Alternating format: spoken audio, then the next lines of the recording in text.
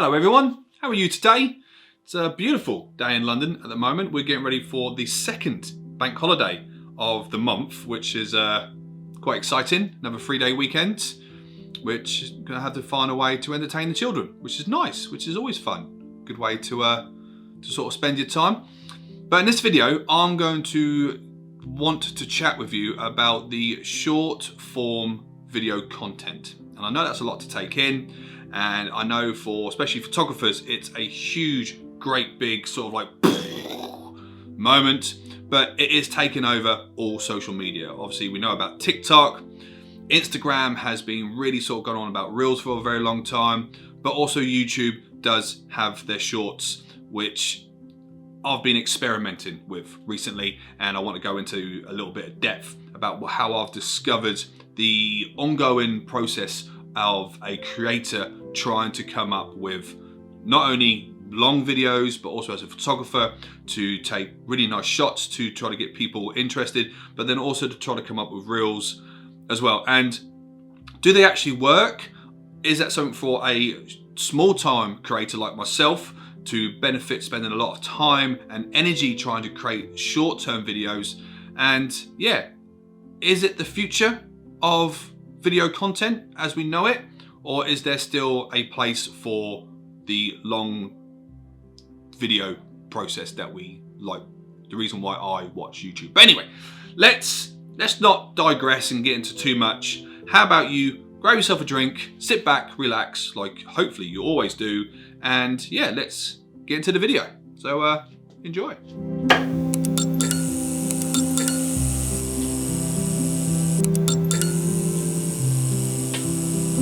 Hey, what's up everybody, and welcome back to yet another video. My name is Nathan, and it's an absolute pleasure to have all of you here. Thank you so much for clicking on that thumbnail, and I hope today is doing you well. I really, really do. So let's get into the video. What I'm going to talk about today is the short form video content, and I have to say it slowly because I keep saying it wrong when I've practiced it for this video.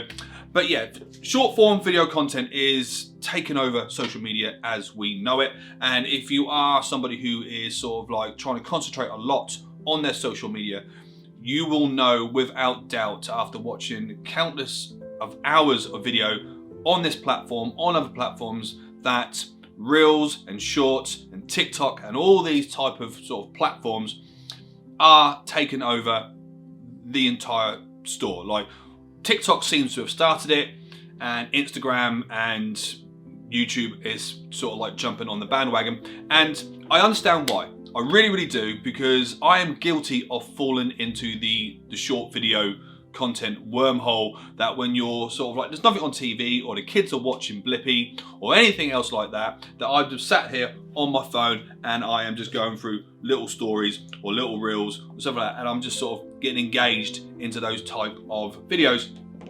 I find myself doing it more and more and more and more. So I do get the sort of the process behind it. But as a creator, as somebody who is trying to go with the flow and learn as he's going on, I started my YouTube channel almost 4 years ago. And if you watch previous videos, and I won't go into too much detail about it, is that it has definitely evolved into what it is today. I started out wanting to be a photographer YouTube channel. It was going to be all about photography, how to take good photos, how to improve your photos, how to improve your editing skills, and all of these things, to what it more or less is now. More or less a sort of like a me talking to you, taking you out on shoots, introducing you to new ways of creating. And I've had to learn along the way to try to sort of zone in on this whole short video form content type of thing. And it's been a bit of a mind shuffle, especially with the algorithms constantly changing on us as well. It hasn't helped. Obviously, when I started out in photography, I started my Instagram and it was just pictures, pictures, pictures, pictures, pictures, because sort of reels weren't quite a thing. And you know, I was quite happy with the sort of the success that I was getting out of it. I wasn't expecting something huge overnight. You know, I'm not Peter McKinnon. Because I was doing the majority of my YouTube video content throughout lockdown, I didn't have the opportunity to go out and meet people and try to grow organically that way, which is what I'm doing at the moment. But I did bite the bullet eventually, and I did start trying to ride the gravy train of what Reels actually are.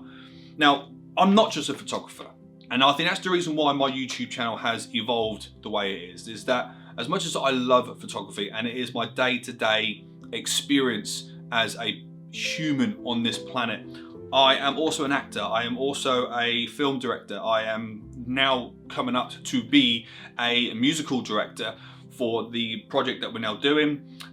If you want more information about that, I will leave a link in the description below. For me to want to create is a natural progression for what I want to do. That is pretty much what I'd done. I jumped onto the gravy boat and I started doing Reels on Instagram. And I did what everyone else done. I found a nice sort of like bit of audio, and I'll do a little bit of lip syncing, and I'll do something funny, and I'll try to do something that would entertain, but also try to stay within the genre of the niche that my content is. I wasn't going to sit there and start talking about finances or cars or anything like that. I just wanted to entertain. And it did okay. Some Reels got more views, some Reels got hardly any views. You know, and you started to try to learn about how to sort of manipulate the algorithm, so to speak. Like, you know, the arrow which came about, which sort of like, if you use this audio, it's trending at the moment, and then your reel would take off. But sometimes that didn't happen. Sometimes that didn't sort of like work out that way. And all of a sudden I'm using a trending audio and I would get a few hundred views, or I would do something new and original and then that would get more views. So the algorithm, as much as I try to understand it, it doesn't seem to always work perfectly. And I think that's the frustrating part of this short form content, because what I'm trying to do at the moment is that I'm trying to introduce shorts to this channel. I'm sort of doing it by accident. I looked at the specs and I looked at the sort of the information online and all these wonderful YouTube experts who are telling you how to grow as a YouTuber, because you know, I am a small YouTuber. I think on this particular day I've got 706 subscribers, and you know, I'm racing to try to get to that 1,000 subscriber mark by the end of the year. I want to grow on this platform. It's the reason why I commit so much of my time to it, because I want to try to grow. A nice way to me to sort of like bleh a little bit, and that is something which I like to do. I like to sit here and talk to you guys about what I'm doing, what I'm up to, and as a performer it's a fantastic way to try to get my work out there.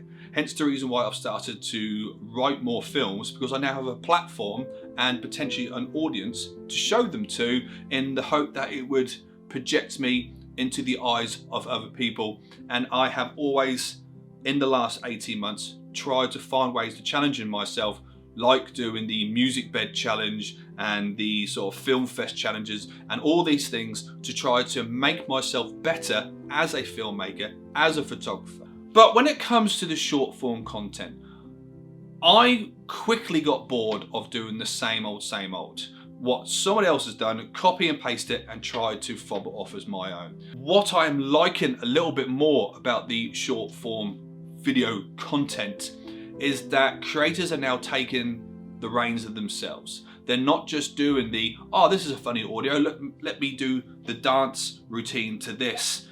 They're starting to make their own content, and they're starting to make their own sort of short form content, which you can't really copy, which takes away the sort of how the short video form content started, by just being a silly way of trying to make people giggle and raise your profile. Because if I start looking at reels now, a lot of the reels that get recommended to me, I can't rip off. I can't say, right, I'm going to do that and I'm going to try to spin it on my own aspect, because they're original content. And that's what I like, and those are the ones that I press like, and that's what Instagram pushes towards me. So when I'm trying to get into my shorts, and what I'm trying to sort of really bring together with my shorts at the moment, is that I'm trying to create something new. I'm trying to entertain. Now, I know shorts can work.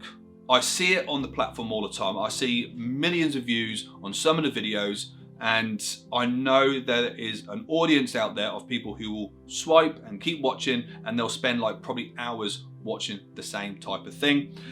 Because I'm not a short channel, because there are channels dedicated to these platforms. There are channels literally who only do short videos, and they do tremendously well. Does integrating short videos into my normal YouTube channel affect my overall channel? Now, according to YouTube, it doesn't. It's a different type of algorithm, it's a different type of sentence. So me putting long form content onto my channel as well as shorts, it is meant to direct me to a different audience who only watch shorts in the hope that they will subscribe and then come and watch my long-term video. But apparently if you watch my long-term videos, you will not get recommended shorts because you're a different type of audience. So it really sort of like can deflect the whole idea. Now, this last month, I have released a few more shorts on this channel. For Tats and Talent, we are doing some city promotional videos for the Green Room musical. Again, details down there if you are interested. And we are getting our actors, and I'm doing them myself, to create entertainment short videos to put over social media. And because I liked my videos, and of course Phoenix liked those videos, I decided to stick them up on my YouTube channel. And it did sort of spur a little bit of a creative juices in me. And I was very sort of shocked by the result. I posted 4 videos, one after the other on each day, Monday to Thursday. And the overall outcome for them were very sort of surprising. 2 of them did well, and I mean one of them did really well, and then 2 of them didn't do very well at all. And it sort of surprised me how that would work, because you know, one thing that we understand about social media is that the more you post, the more people will see you, which isn't always necessarily the case. You can post every single day on social media, but if people aren't engaging to those posts, then all of a sudden your particular posts will start coming down the pecking order. So why do some videos do better than others? Because the one that did really, really well didn't necessarily get liked more, didn't get more comments, but it just seemed to get pushed more by the algorithm. So that's again followed me on. So then I did a nice short video dedicating a thank you to my family that supported me.